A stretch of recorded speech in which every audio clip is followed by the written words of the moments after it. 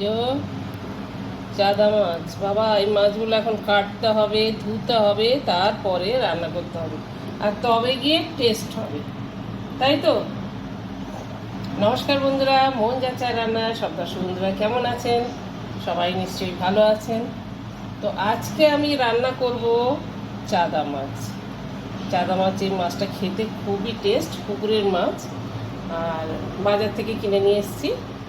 তো এই ছোটো ছোটো মাছ তো কেটে দেয় না, নিজেদেরই কাটতে হয়, কেটে দেয় আলাদা, কিন্তু আমি নিয়ে চলে এসেছি, বাড়িতেই কাটবো মাছটা।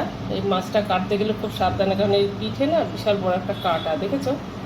দেখো সেই, হ্যাঁ।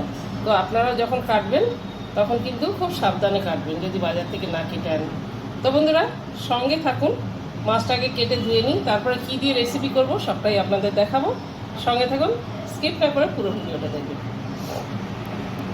মাছগুলো সুন্দর করে কাটা ধোয়া হয়ে গেছে, এবার মাছে নুন হলুদ মাখিয়ে নেব।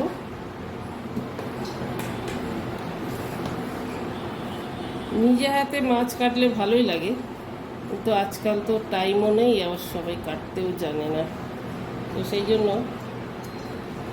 বাজার থেকে কাটিয়ে আনে ভালো। আর এই মাছ তো ভীষণ কাঁটা।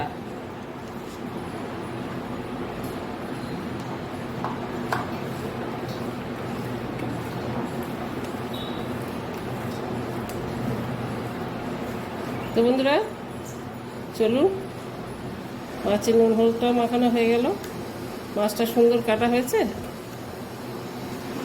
সেটা আমাকে কমেন্ট করে জানাবেন, কাটতে পারলাম কিনা সুন্দর করে।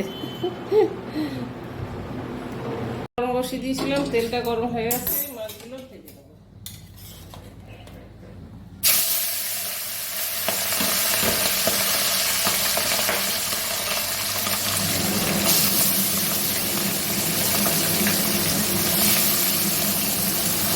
আগে ভেজে নেবো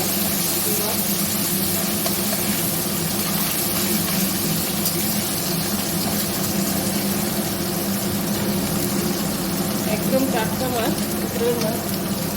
তো এই মাছগুলো বাচ্চারা হয়তো খেতে পারবে না, বাচ্চাদের একটু কাটা বেশি, বাচ্চাদের দিলেও ভালোভাবে বেছে দেবে, খুবই কাটা মাছ।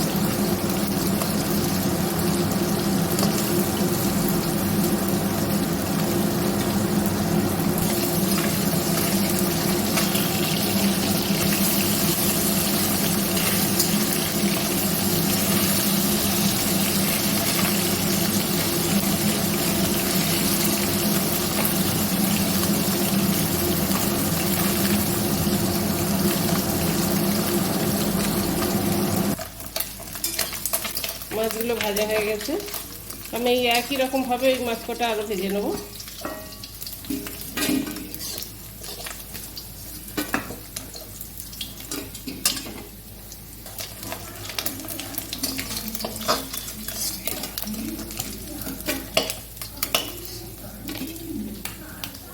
মাছগুলো সব ভাজা হয়ে গেল আমার, এর মধ্যে এই তেলটার মধ্যেই দিয়ে দেবো একটু কালো জিরে ফোড়ন,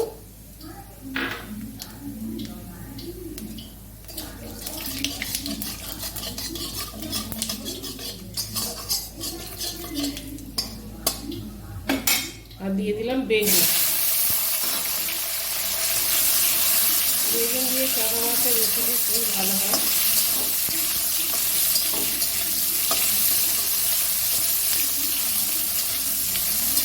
সেই জন্য বেগুন দিয়ে দিলাম, বেগুন দিয়ে করবো আজকে, শুধু বেগুন দিয়ে। আপনারা চাইলে এর মধ্যে আলু মিশিয়ে দিতে পারেন, আলু বেগুন। আমি আজকে শুধু বেগুন দিয়েই করলাম। বেগুনগুলো একটু ভাজা ভাজা হবে।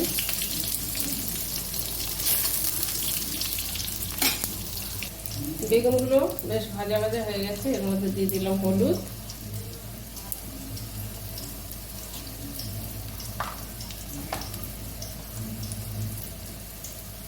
লঙ্কার গুঁড়ো সামান্য,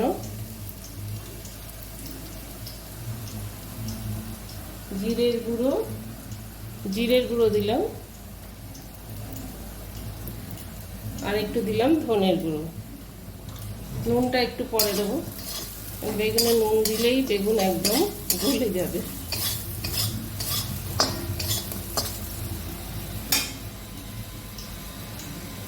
এবার দিয়ে দেবো একটু কাঁচা লঙ্কা বাটা।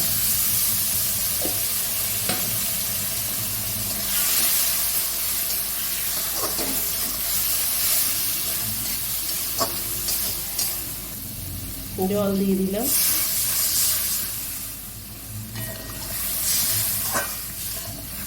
ঝালটা আমি কাঁচা লঙ্কা বাটা একটু শুকনো লঙ্কাও দিয়ে গুঁড়ো দিয়েছি। ঝালটা যে যেরকম ঝাল খাবে সেরকম বুঝে দেবে।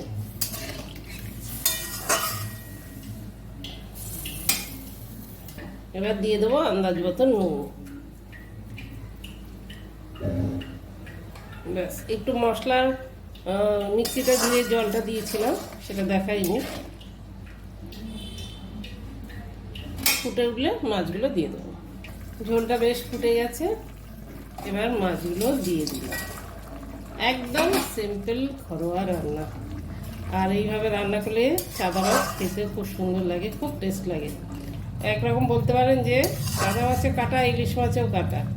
ইলিশ মাছ বেগুন দিয়েও ভালো লাগে, চাঁদা মাছও বেগুন দিয়ে ভালো লাগে। তো বন্ধুরা, একবার নিশ্চয়ই এরকম বাড়িতে ট্রাই করুন, আশা করি ভালো লাগবে। আর যদি ভালো লাগে তাহলে আমার চ্যানেলটা একটা লাইক, শেয়ার, আর যদি আমার চ্যানেলের নতুন বন্ধু কেউ হন তাহলে অনুরোধ রইল সাবস্ক্রাইব করে দেবেন।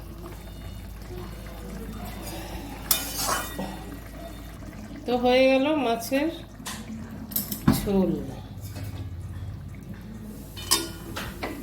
সার্ভ করে দেবো।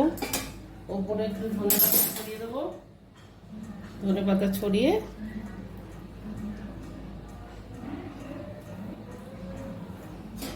নামিয়ে দেবো।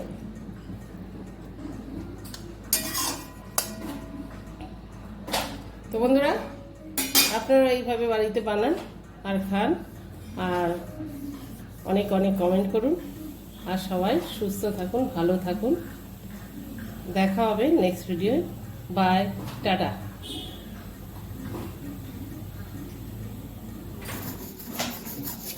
কি বলছে?